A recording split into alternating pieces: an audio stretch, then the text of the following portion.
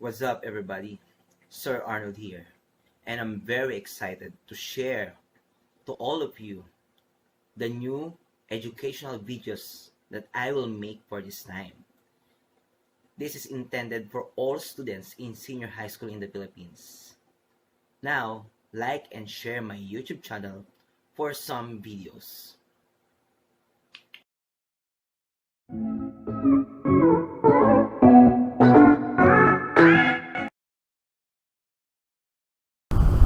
What's up? Welcome back to our YouTube channel. I am Educado by Sir Arnold Mercado. And this time, we're going to discuss another important topic in Philippine politics and governance. And this is all about the Judicial Department. And is our 8th topic. Now, let's continue in presenting this PowerPoint presentation. In this course, or in this topic, it will focus on in-depth understanding of the development of the Philippine judicial system. And in this lesson, it will cover topics such as justices and judge qualifications, scopes of judicial power, and judicial organization. So, pag-uusapan naman natin yung sa pagbibigay ng justice, yung isa pang branch ng ating government. And we're going to discuss about the Article 8 of the Philippine Constitution ng 1987, and it's all about the Judicial Department. Ida-dissect natin yan isa-isa. So let's start. Section 1. So judicial power will be vested in the Supreme Court and all lower courts. So lahat yan, lahat ng hukuman sa Pilipinas ay mayroong judicial power. And Supreme Court is the highest court in the land sa Pilipinas. Kasi if we're going to discuss sa United Nations, meron naman silang court. Ang court nila ay ang arbitrary court para sa mga international problems naman yan. Pero pag in terms of local, nariyan na ang ating Supreme Court, which is the highest form. And in this court, they have the judicial power. The power to apply the laws to contest or disputes concerning legally organized rights and duties between the states and private persons, or to individual litigants in cases properly brought before judicial tribunals. So lahat naman yan ay dumadaan sa masusing pag-aaral ng mga lawyers natin, at yun ay isang halimbawa ng pagpapakita ng judicial power, practicing their rights and duties between the states and private persons, at sa lahat ng mga tao. Then it focused with two activities. First is settling legal controversies. When we see settling legal controversies, yung mga issues or problems sa mga tao na dinadaan sa legal na proseso. At meron din tayong determining whether there has been grave abuse of discretion amounting to lack of or excess of jurisdiction by any branch of government. Dito naman, sa part na to, dinidiscuss naman din yung pang-aabuso ng mga opisyales ng gobyerno. So, binibigyan din sila ng judicial proceedings or processes. Now, what's the scope? Ano bang sakop ng judicial power? First is the adjudicating power, the power to settle legal disputes. Another is the power of judicial review, refers to the power of the Supreme Court to interpret and make judgment with respect to the law. Usually, nire-review yan kapag inakit na ang desisyon ng isang hukuman sa Court of Appeals, at kung hindi pa rin, sa Supreme Court naman. We also have the incidental powers, powers necessary for the discharge of the judicial function. So, ito naman yung paraan para malaman kung yung isang hukom ay hindi talaga maayos ang kanyang serbisyo at meron siyang ginagamit na pang-aabuso sa kanyang posisyon, dadaan siya sa judicial power ng incidental powers. And in the Philippines, meron tayong tatlong uri ng hukuman. First, in Supreme Court nga, yung nasabi ko na kanina, the highest in the land. Another is the regular court. Pasok po dyan yung appellate court, yung pag-aapila. Regional trial court, yung usually nasa isang city or province. And we also have the quasi-judicial bodies. Ito po yung example, NLRC or National Labor Relations Commission, and yung Kasama po yan sa mga bahagi ng sinasabi nating quasi-judicial bodies na mayroong specific functions lamang. Note, each court has its own jurisdiction. So, may bilang po sila at may kanya-kanya po sila. And, example po, meron tayo sa Supreme Court natin ng 14 Associate Justices and 1 Chief Justice. Qualification. So, paano ba maging bahagi ng isang hukuman o magkaroon ng judicial power? Justices of the Supreme Court must be a natural-born citizen of the Philippines. Ayan. Nabanggit na naman yung natural-born na yan. Kasi kailangan talaga ikaw ay dugong Pilipino, lumaki sa Pilipinas, may years of stay ka dito. Another is at least you're 40 years old, 15 years or more as a judge of a lower court, or engaged in the practice of law in the Philippines. So, bago mamarating sa Supreme Court, dapat 15 years ka sa service as a lawyer at nagpa-practice ka nito. Must be a person of proven competence, integrity, probity, and independence. So, dapat competent ka, may integridad, at may kalayahan kang gawin ang tama. Judges of the lower courts. Sa lower courts naman, ito naman yung kanilang qualifications. Citizen of the Philippines, member ka dapat ng Philippine Bar. Must be a person of proven competence, integrity, probity, and independence. So, medyo binabalang ng bahagya ang qualifications. Then, sa position sa office, members of the SC or Supreme Court and judges of the lower court shall enjoy their office during good behavior. Good behavior.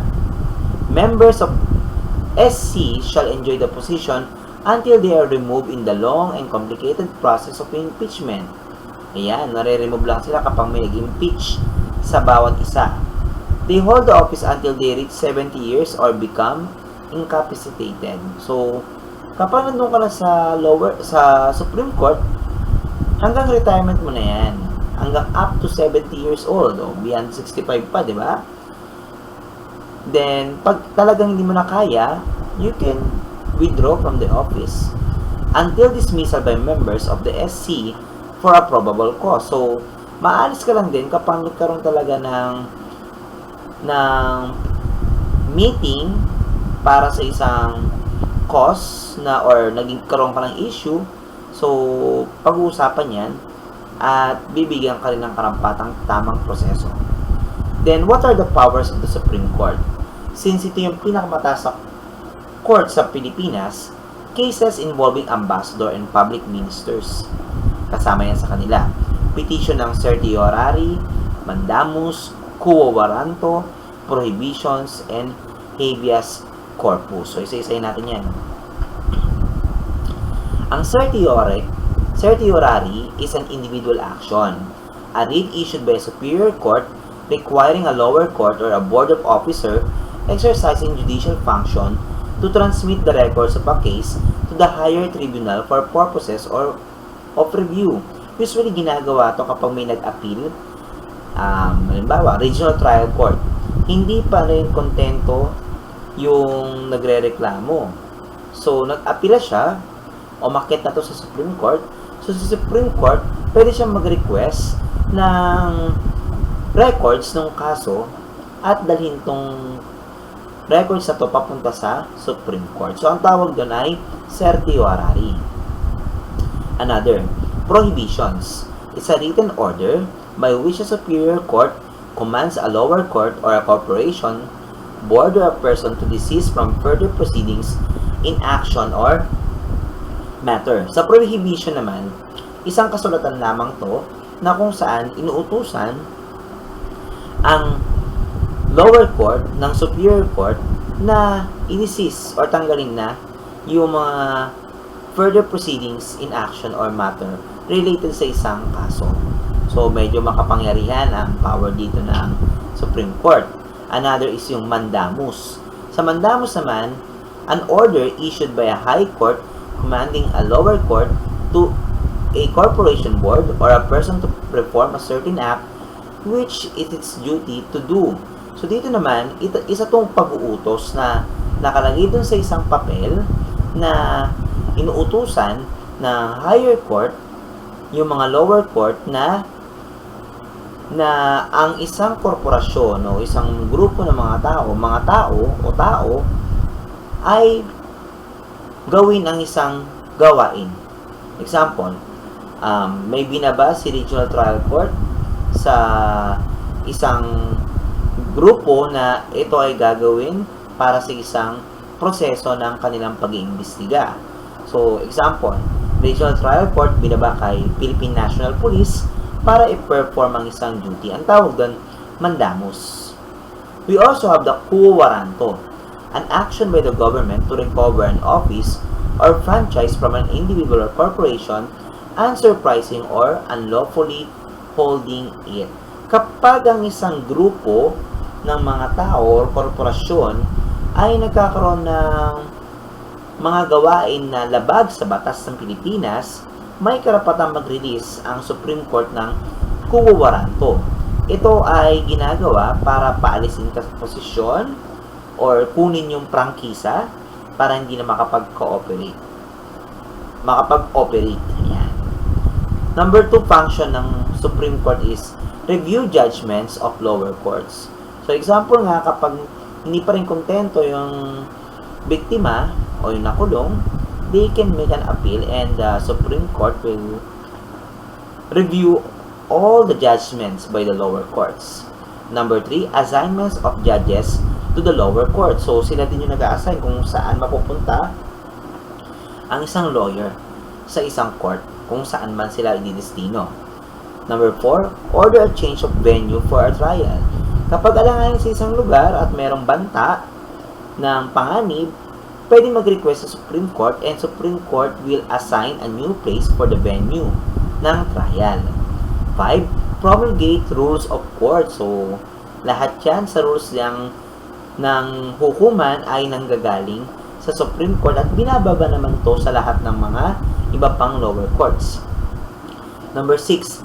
Appoint officials of the judiciary and hire employees for the judicial branch. So, sila yung ahensya na umaalam din kung sino dapat talaga yung maupo doon. At yun naman sila rin nagpe-prescribe kung sinong employee ang dapat nasa lugar sa isang trial court or lower court. Judicial and Bar Council. Sila naman, ang task nila is to nominate appointees to the judiciary. So, dito kinukuha yung pool of lawyers. Yan yung choices.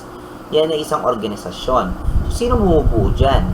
Meron tayong Chief Justice, Secretary of Justice, Representative from Congress, IBP Representative, Professor of Law, and Private Sector Representative.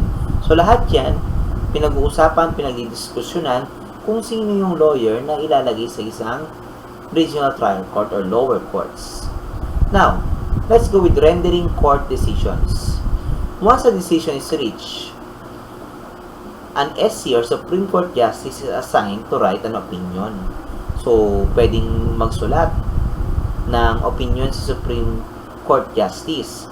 The opinion is certified by the Chief Justice and served on the parties concerned. So, kailangan, pag nakapagsulat na si SC Justice ng kanyang opinion, ipapa-approve niya to kay Chief Justice, yung pinakamataas sa lahat ng Supreme Court Justice, and ibababa to sa mga concerned na partido or grupo. Dissensions and abstentions must be expired. O yan, kailangan bigyan pansin din po yung dissensions and abstentions. And last one, the view must explain facts of law. Kailangan yung opinion ay connected din dun sa katotohanan sa batas. Now, we also have special courts. Itong mga special courts na to, meron silang specific functions. First is the Court of Tax Approval. Exclusive siya na jurisdiction over tax appeared by private citizens and commercial firms who protect the amount of tax imposed. So dito, ito naman yung hukuman na nakafocus sa pagbabayad ng buwis ng mga private citizens at ng mga commercial firms. Another is yung Sandigan Bayan. It decides cases involving graft and corruption by government and employee. Dito, mga opisyal naman ang kanilang dinidinig ang kaso, lalo na kapag merong impeachment case or hain against a certain political person, papasok po sa sandigan dyan. Then, another is yung ombudsman. Sila nag-investigate ng cases ng graft and corruption din, otherwise known as Tanod Bayan. Tingnan mabuti, kasi si Sandigan Bayan, nagdi-decide.